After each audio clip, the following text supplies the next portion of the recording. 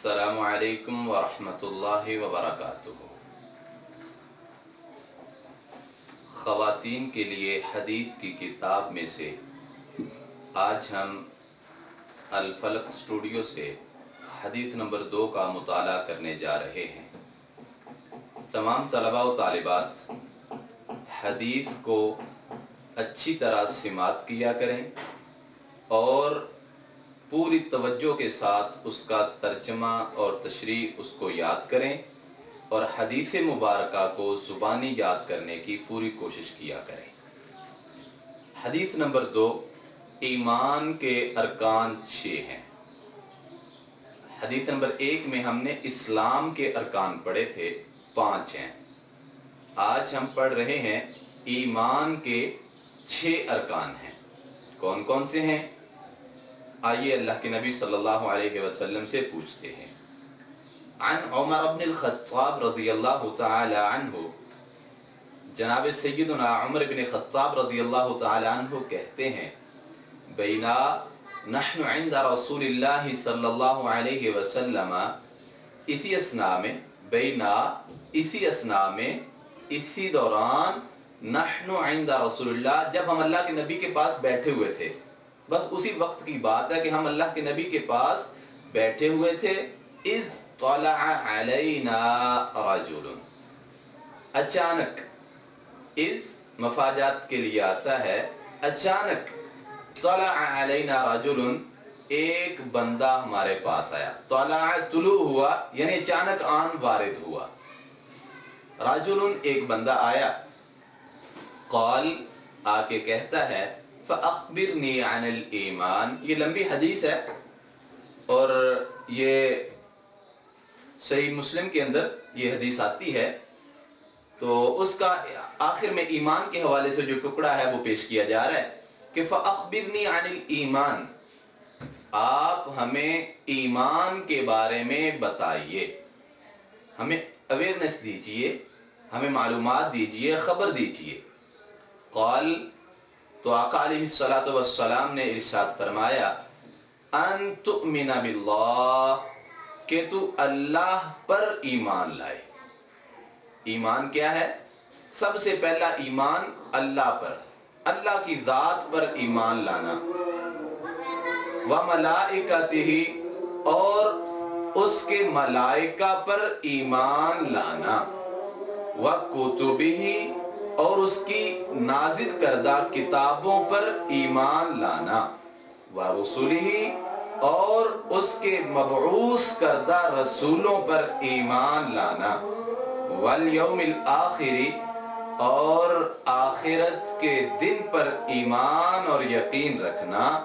व तुमिना बिल क़दरि खैरिही व शर्रिही, और इस बात पे ईमान रखना कि तकदीर वो खैर पे भी मुनहसिर हो सकती है, मुश्तमिल हो सकती है, व शर्रिही, और शर पे मबनी भी हो सकती है। जो मेरी तकदीर में मेरे लिए खैर लिखी है या शर लिखी है, पूरे ईमान और यकीन के साथ उसको तस्लीम भी करना और उसे अपनी ज़ात के लिए कबूल भी करना।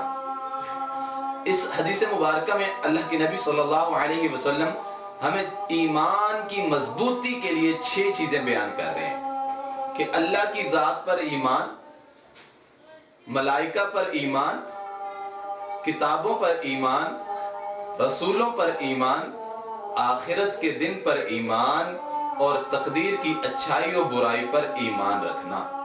याद रहे, आज के पुरफतन दौर में लोग इन सारे ईमानियात में कहीं ना कहीं गुमराही का शिकार है। अल्लाह की ज़ात के बारे में ईमान की बात आए तो बहुत अजीब व गरीब अकायद भी मौजूद हैं। चाइना में ऐसे लोग मौजूद हैं जो अल्लाह की ज़ात को ही नहीं मानते, नाउज़ुबिल्लाहि मिन ज़ालिक। कुछ लोग ऐसे भी मौजूद हैं, क्रिश्चियंस, जो अल्लाह की ज़ात को 3 में तकसीम करके मानते हैं, सालिसु सलासा, ट्रिनिटी, वो तकसीम करके मानते हैं। और कुछ लोग ऐसे हैं जो कहते हैं उज़ैर इब्नुल्लाह, उज़ैर अल्लाह का बेटा है। कोई कहते हैं अल मसीह इब्नुल्लाह, मसीह अल्लाह का बेटा है। नऊज़ुबिल्लाह, अल्लाह की ज़ात के बारे में अकायद खुद से तैयार कर लेते हैं। और मलाइका के बारे में बात आए, मलाइका के ईमान के बारे में जब गुफ्तगू हो تو لوگ کیا کہتے ہیں کہ بنات اللہ، یہ اللہ کی بیٹیاں، نعوذ باللہ من ذالک۔ اللہ فرماتے ہیں کہ اپنے لیے بیٹے پسند کرتے ہو اور اللہ کے لیے بیٹیاں پسند کرتے ہو، جبکہ اللہ الصمد لم یلد ولم یولد، اللہ تو بے نیاز ذات ہے، وہ نہ اس کو اولاد کی ضرورت ہے اور نہ ہی وہ کسی کی اولاد ہے۔ وَكُتُبِهِ، کتابوں کے بارے میں عقیدہ رکھتے ہوئے تو لوگوں نے یہ بھی عقیدہ بنا لیا ہے، اور خصوصاً قرآن مجید، کتاب حمید کے بارے میں بات کر رہا ہوں کہ قرآن کے بارے میں ہمارے معاشرے کے اندر یہ عقیدہ پایا جاتا ہے کچھ لوگوں کا کہ یہ قرآن جو 30 پاروں پہ مشتمل ہے یہ حقیقی قرآن نہیں ہے، بلکہ جو اصل اور حقیقی قرآن تھا وہ امام مہدی لے کے ایک غار میں چلے گئے ہیں، اور وہ 10 پارے ابھی کم ہیں، وہ 40 پاروں پہ مشتمل قرآن وہ امام غائب کی صورت میں وہ جب تشریف لائیں گے قیامت کے قریب، وہ 10 پارے لے کے آئیں گے، تب یہ قرآن مکمل ہوگا، اور تب ہم اس کتاب پہ ایمان لائیں گے، اور تب ہمارا ایمان مکمل ہوگا۔ نعوذ باللہ من ذالک، اللہ کے نازل کردہ کتاب میں شک کر لیا، جبکہ اللہ فرماتے ہیں ذالک الکتاب لا ریب فیہ ھدی للمتقین، یہ تو بے شک اور بلا شک کتاب ہم نے اسے بھی مشکوک بنا کے رکھ دیا۔ اور رسولوں کے بارے میں ایمان کی بات آئے تو وہ تو آپ جانتے ہی ہیں کہ اللہ کہتے ہیں عبدہ و رسولہ، اور ہمارے معاشرے میں کوئی عبد نہیں مانتا، کوئی رسول نہیں مانتا، کوئی آخری رسول نہیں مانتا، یعنی جو عبد نہیں مانتے، اللہ کا بندہ نہیں مانتے، وہ یہ کہنا شروع کر دیتے ہیں کہ نور من نور اللہ، اللہ کا نور، یا اس کے علاوہ کچھ اور قسم کی باتیں کرتے ہیں، تو یہ اللہ کے رسولوں پر ایمان کی کیفیت میں چینجنگ ہے جو کہ اللہ رسول نے ہمیں نہیں بتائی ہے۔ اور اسی طرح کچھ رسول ہی نہیں مانتے، جیسے کہ کرسچنز ہیں یا دیگر لوگ ہیں، اللہ کے نبی کو رسول ہی نہیں مانتے، اور کچھ لوگ رسول ماننے کے باوجود خاتم النبیین نہیں مانتے، آخری نبی نہیں مانتے، قادیانی مرتد ہیں، کافر ہیں، صریحاً کافر ہیں۔ اور ہمارا ایمان ہے اللہ کے نبی صلی اللہ علیہ وسلم اللہ کے عبد بھی ہیں، بندے ہیں، نور نہیں ہیں، اللہ کے رسول ہیں، اور قیامت تک رہیں گے انشاءاللہ الرحمن، جنت میں بھی ہوں گے، آخری نبی ہیں، آپ کے بعد کوئی نبی نہیں آئے گا۔ اللہ کے نبی نے فرمایا انا خاتم النبیین لا نبی بعدی والیوم الآخر، آخرت کے دن کے بارے میں بہت سارے لوگوں کے مختلف عقائد ہیں۔ لوگ کہتے ہیں آخرت کہاں ہوگی، آخرت نہیں ہوگی، مرنے کے بعد بھلا دوبارہ کوئی بندہ کیسے جی اٹھے گا، وغیرہ وغیرہ، جیسا کہ ابو جہل ایک دفعہ ایک بوسیدہ ہڈی اپنے ہاتھ پہ رکھ کے اللہ کے نبی کے پاس آ گیا۔ اور اسی طرح آج کے دور میں بھی لوگ ایسے موجود ہیں جو اللہ کے نبی صلی اللہ علیہ وسلم اور اسلام ایمانیات کے حوالے سے وہ چیزوں کا انکار کر دیتے ہیں، جیسے کہ جاوید احمد غامدی ہیں، اور اس کے علاوہ بہت سارے لوگ ہیں جو اس طرح کی چیزوں کا انکار آخرت وغیرہ کا کرتے ہیں، قبر کے عذاب کا انکار کرتے ہیں، آخرت کا انکار کر دیتے ہیں۔ وَتُؤْمِنَ بِالْقَدْرِ خَيْرِهِ وَشَرِّهِ، تقدیر کے خیر و شر پہ ایمان رکھنے، اس حوالے سے لوگ بہت زیادہ مشکلات کا شکار ہیں، بہت مشکلات کا شکار ہیں کہ تقدیر، اگر اللہ نے تقدیر پہلے ہی لکھ دی ہے تو ہم تو مجبور محض ہیں، تو جو اللہ کروا رہا ہے وہ بس چلتا ہے، سسٹم چل رہا ہے اور ہو رہا ہے، ہم تو مجبور ہیں، تو پھر ہمیں سزا و جزا کیوں ہوگی؟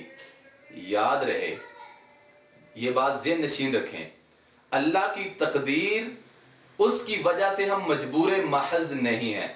ایمان سے بتائیں، جب آپ نیکی کرنے کے لیے کچھ کرنا چاہتے ہیں، مثال کے طور پہ رمضان میں ہر انسان نیکی کی طرف توجہ کا طالب ہوتا ہے اور توجہ کر رہا ہوتا ہے، کیا کبھی اللہ کی تقدیر یا اللہ کی طرف سے کوئی فرشتہ یا کوئی پولیس یا کوئی کمانڈوز اسپیشل آئے کہ بھئی آپ کی تقدیر کے اندر نیکی نہیں ہے تو اس لیے خبردار آپ نیکی کی طرف آگے نہیں بڑھ سکتے؟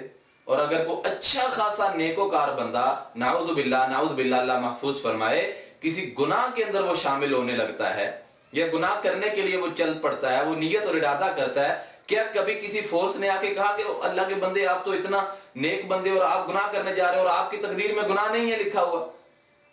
اس کا معنی یہ ہے کہ تقدیر فقط اللہ رب العالمین نے اپنے علم کے مطابق وہ آپ کی زندگی کی پوری ڈیٹیلز لکھ کے رکھ دی ہیں، آپ نے کیا کیا کرنا ہے. جس طرح مثال دے رہا ہوں کہ کوئی بھی ڈائریکٹر کوئی مووی بناتا ہے نا، آج کل موویز کا شوق ہے، ہر بندہ موویز کے پیچھے پڑا ہوا، ڈرامے بنتے ہیں، تو کیا یہ ڈائریکٹ ڈرامہ بن جاتا ہے؟ باقاعدہ طور پہ پہلے وہ لکھا جاتا ہے، ناولٹی بنتی ہے اس کی، پھر اس کے اوپر سارے کردار تیار کیے جاتے ہیں، پھر وہ سارا عمل کی صورت میں آتا ہے. تو آپ یوں ہی سمجھ لیجئے اللہ کی جو تقدیر کی کتاب ہے وہ پہلے ایک تحریر شدہ مضمون ہے. اللہ نے علم، اپنے کامل علم کے مطابق، قیامت تک کا علم جو اللہ کا مضبوط اور کامل علم ہے، اس کے مطابق اللہ نے اپنی تقدیر انسان کی لکھ دی ہے. اب انسان جو جو زندگی میں کرتا ہے روکتا اسے کوئی نہیں، مجبور کوئی نہیں کرتا. کتنے بڑے بڑے گناہگار، بڑے بڑے سنگرز جیسے جنید جمشید رحمت اللہ علیہ، جنید جمشید کتنے بڑے سنگر تھے، لیکن اللہ نے توفیق دی تو پلٹ آئے، کیا کسی نے روکا؟ اور کتنے بڑے بڑے نیکوکار قسم کے لوگ اچانک سے پلٹ کے گناہوں میں چلے جاتے ہیں. جیسا کہ چند دن قبل کی اسلام آباد میں ایک یہودی کیمپ لگا کے ایک بندہ جو سابقہ اللہ عالم وہ کیسا عالم تھا میں نہیں جانتا، اللہ محفوظ فرمائے، تو وہ خود کو کہتا کہ میں فلاں عالم تھا، فلاں میرا نام تھا، میں مفتی تھا، اور اب وہ داڑھی مونچھیں سب کچھ کلین شیو کروا کے اسلام آباد میں اس نے کیمپ لگایا ہوا تھا کہ میں یہودیت کو پروموٹ کرتا ہوں. تو اس طرح کا معاملہ بھی ہو جاتا ہے. تو تقدیر میں تو کسی نے منع نہیں کیا، لیکن تقدیر میں اللہ نے اپنے کامل علم کے مطابق پہلے لکھا ہوا ضرور تھا کہ یہ پہلے اس طرح ہوگا اور بعد میں پھر یہ بھی کرے گا، یہ بھی کرے گا، یہ بھی کرے گا. ہم جو کچھ کرتے ہیں اللہ کو پہلے سے ہی معلوم ہے اور اللہ اپنے کامل علم والے ہیں. حدیث کا ترجمہ دوبارہ سن لیجئے. جناب عمر بن خطاب رضی اللہ تعالی عنہ سے روایت ہے، کہتے ہیں بینا نحن عند رسول اللہ، اس دوران اسی اسنا میں کہ ہم اللہ کے نبی صلی اللہ علیہ وسلم کے پاس بیٹھے ہوئے تھے، اذ طلع علینا رجل، اچانک ہمارے پاس ایک بندہ آیا، قال، اس نے آ کے کہا فاخبرنی عن الایمان، محبوب کریم صلی اللہ علیہ وسلم ایمان کے بارے میں ذرا وضاحت فرما دیجئے.